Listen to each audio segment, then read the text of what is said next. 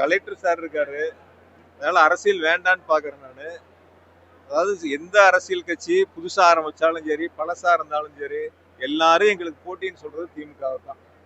வேற யாரும் யாருக்கு போட்டின்னு சொல்றதே இல்லை. காரணம், அந்த அளவுக்கு மக்கள் மனதில் நிலைத்து இருக்கக்கூடிய இயக்கம் திராவிட முன்னேற்ற கழகம்.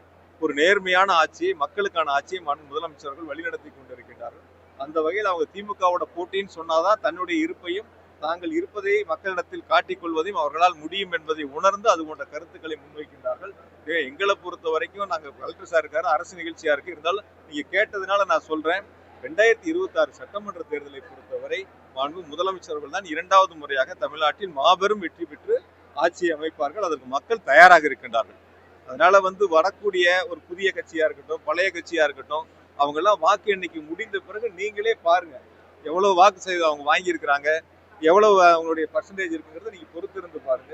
முழுக்க முழுக்க அரசுங்கிறது நீங்க பாத்து இது மாதிரி ஒரு அரசாங்கம் நடந்திருக்கா? முதல்ல மகளிர் உரிமை தொகை கொடுக்கறாங்க, விடுபட்டவங்களுக்கு திரும்ப மனுக்கள் வாங்கி அதையும் கொடுக்கறாங்க, அதுக்கப்புறம் விடுபட்டவங்களுக்கு திரும்ப மனுக்கள் வாங்கி கொடுக்கறாங்க. இப்ப அதுல விடுபட்டவங்களுக்கும் மேல்முறையீடு செய்யலாங்கிற ஒரு வாய்ப்பு முதலமைச்சர் கொடுத்திருக்காங்க.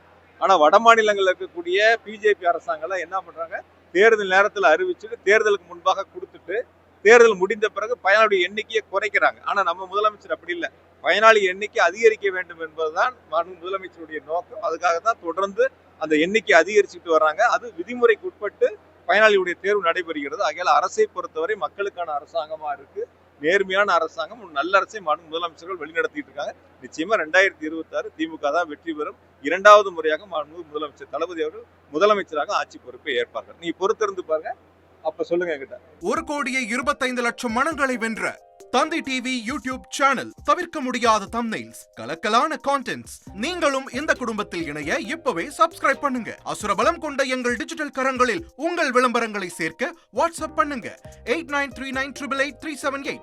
Email advttanditv@dttv.in.